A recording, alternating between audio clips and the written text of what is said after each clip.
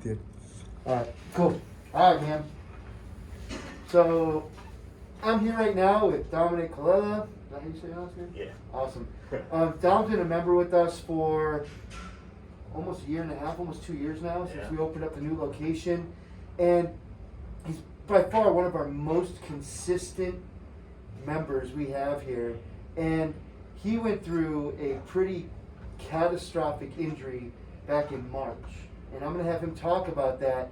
But the crazy thing was, like, it was a catastrophic injury of an Achilles tear. And it just inspired everyone here in how he has just come back so fast from this injury. And I just wanted to kind of do an interview with him to talk about his experience, because I see so many people that will, like, tweak a shoulder or a knee and cancel their membership or quit training because they got an ouchie. And yet he's found an amazing way to kind of work through all of this and just really set an example for a lot of people. So, Dom, tell us a little bit actually just about your, like, athletic background, or your, just kind of yourself, and, like, why you love to train so much. Sure, man, absolutely. So I pretty early on, probably 5 or 6 years old, I was playing baseball and soccer. My dad was really into baseball, and then I kind of took to soccer out of my own interest. So I played those for many years. Played soccer all the way up until I finished high school, and then I was like a little bit kind of lost after that. I'd been kind of discouraged when I was in high school because I'd actually had a bunch of, like, hip injuries that kept happening to me year after year, hip or hamstring, and I was like, I think it may be time to kind of, like, chill out from, like, a sports background. So for the first few years where I was at community college in Prescott, where I grew up, wasn't really doing much of anything. And then back in, like, 2011 or 2010, like, kind of the first thing I did when I was like, all right, I'm gonna, like, start weight training was P90X. And, like, that to me is kind of like, I look back at that and I was like, man, what a time that was in my life. But that kind of led me into CrossFit, and then I did that for a couple of years, and then I was like, I would really like to lift some serious weights. And so probably about 2012, I was like, all right, let's turn to the barbell, do a lot more dumbbell work. I want to, like, put on some size, because I was only about 165 pounds at my height, which is, about 220 right now. And then kind of did that for a couple of years, and then decided while I was still living in Prescott that I wanted to do a little bit of rugby. So I played rugby with a club team that was kind of based out of Embry-Riddle, the flight school that's up in Prescott, and did that kind of on and off for a couple of years, then came down here to the U of A to finish nursing, and since then I've just been kind of lifting and maintaining. That's awesome. Well, tell me what happened to your leg, and kind of how that happened really quickly, and what do you think right when you hurt your Achilles? So sure. Yeah. I wish this story was cooler. But I'd been, since Tucson Strength had been closed for about a month at the time that this happened. I was doing some workouts in my backyard. The workout program that I was following, the guy who was writing, I was like, today before you start your workout, I want you to kind of go and do some kind of, like, warm-up cardio. That could be, jump roping, could be rowing, could be something you're not, accustomed to doing. So I, during the quarantine, had decided that I was going to pick myself up a skateboard, which I hadn't done in about 15 years. And I was like, I'll just go skate around my neighborhood to warm up for my workout. Probably maybe half a mile. I was coming around the block back toward my house. Went to kick, and in the process of doing that with my right leg, just, like, pushed it back. Felt a snapping sensation, total loss of strength on my right leg. I originally thought, I'd tell people that I thought a car ran over me. The pain and, like, that loss of sensation was so sudden, my leg just felt like the heaviest it's ever felt in my entire life. And I was like, car just ran over me. I looked at my leg and I was like, no, there's no cars around. And I just kind of, like, felt it, and I was like, man, I can't even pick up my foot. So I was able to hobble home because I was only about 100 feet from my house.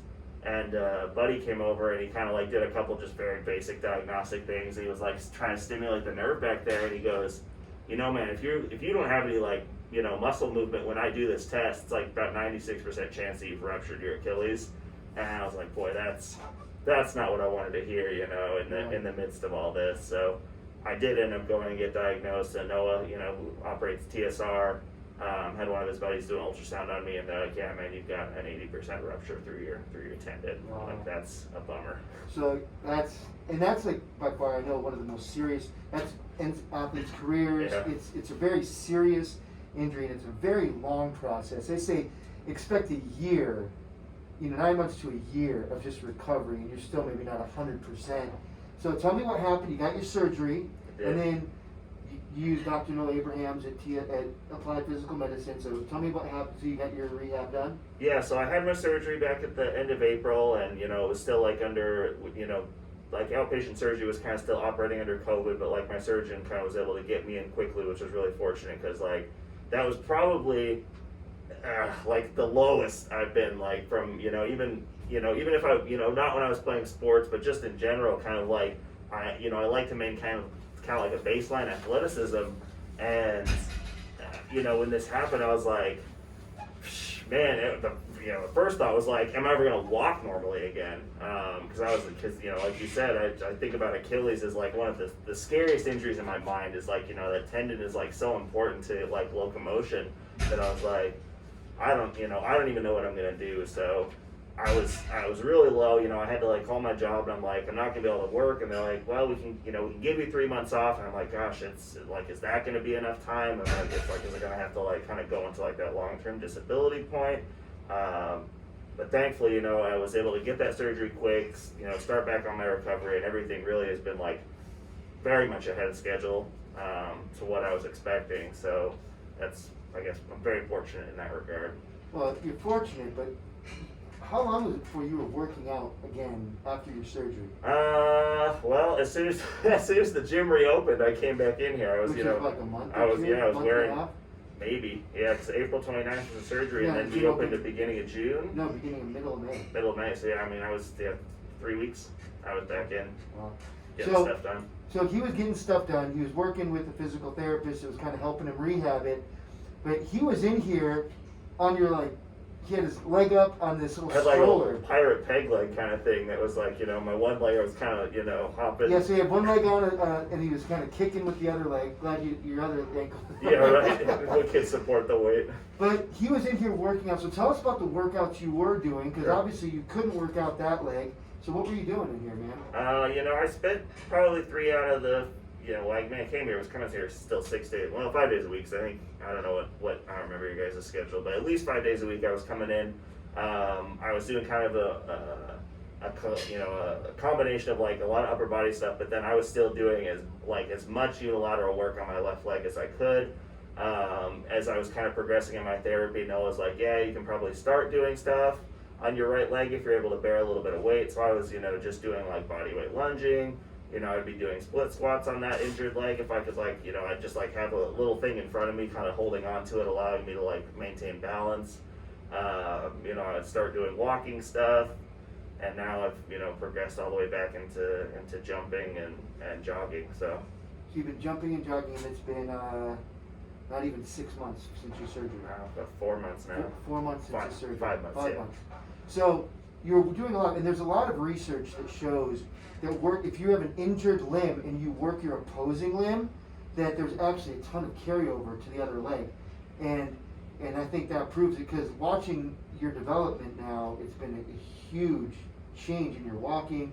It's almost hard to tell which calf is affected. It's getting really good.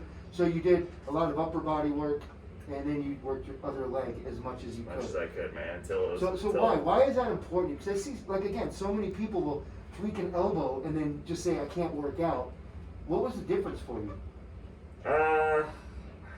Because I knew that I didn't want to relegate myself to that sedentary lifestyle. I'd been active for so many years that I was like, this sucks, and I know it sucks, but I can't let myself just give in to something like this. As much as I kind of wanted to at times, when my buddy was, we want to go to the gym. I'm like, man, I don't really know if I want to go today. I was like, I knew in the back of my mind, I was like, I need to maintain this, or that, my mobility is going to get worse, my strength is going to get worse.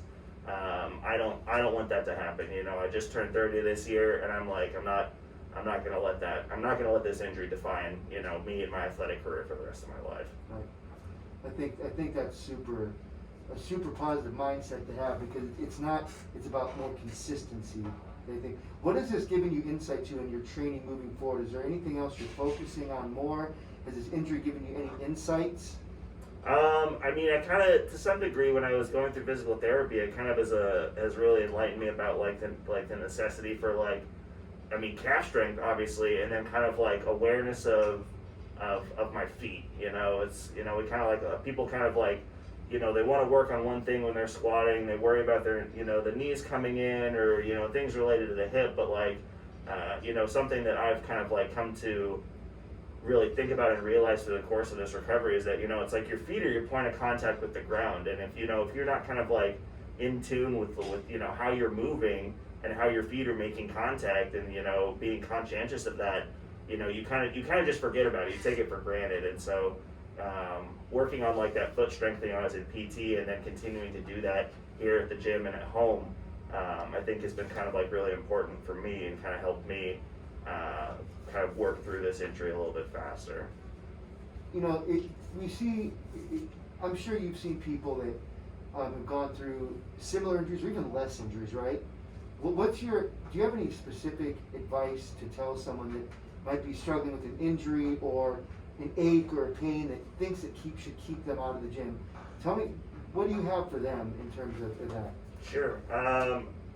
I mean, seek counsel is like is a big thing. I didn't do that when I was younger. When I knew that I had injuries, I didn't seek out any help. I just, I told my coach or whoever, I was like, hey, I'm not feeling good. I'm going to take it easy. Or like, in the case of when I was playing soccer, when I had like hip flexor stuff going on my right leg, I was like, well, I'll just, I'll do kicking with my left leg kind of thing. But as I aged, I was like, man, there are people out there that can help. And it's like, it might be a little scary to like have to introduce yourself to like someone and be like, hey, I've got this injury. Do you think you can help me out?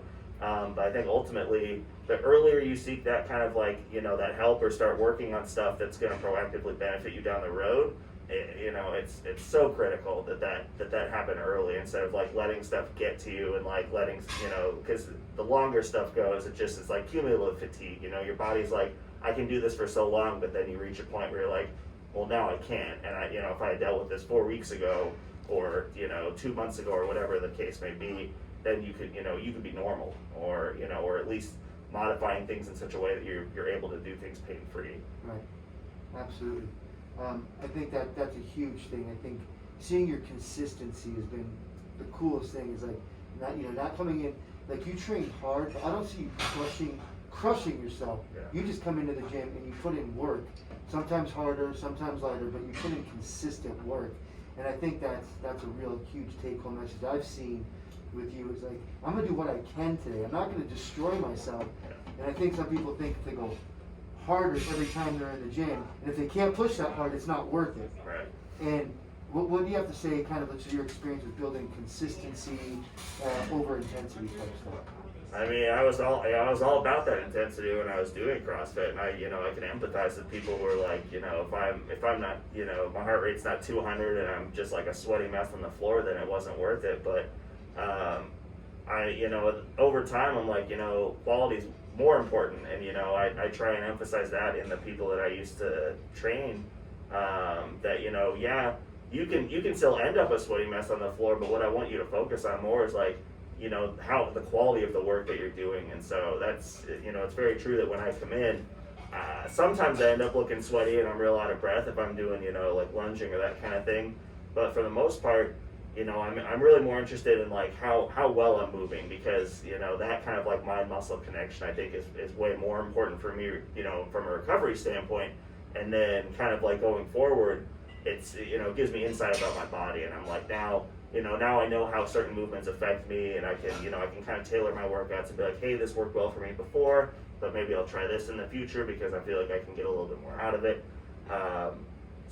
So it's again, it's all about quality for me now. It's I'm not gonna be focused on numerics or how things feel. I mean, yeah, it's important, but I'd rather longevity than fast burn now. Right, absolutely. I think that's a huge part of it.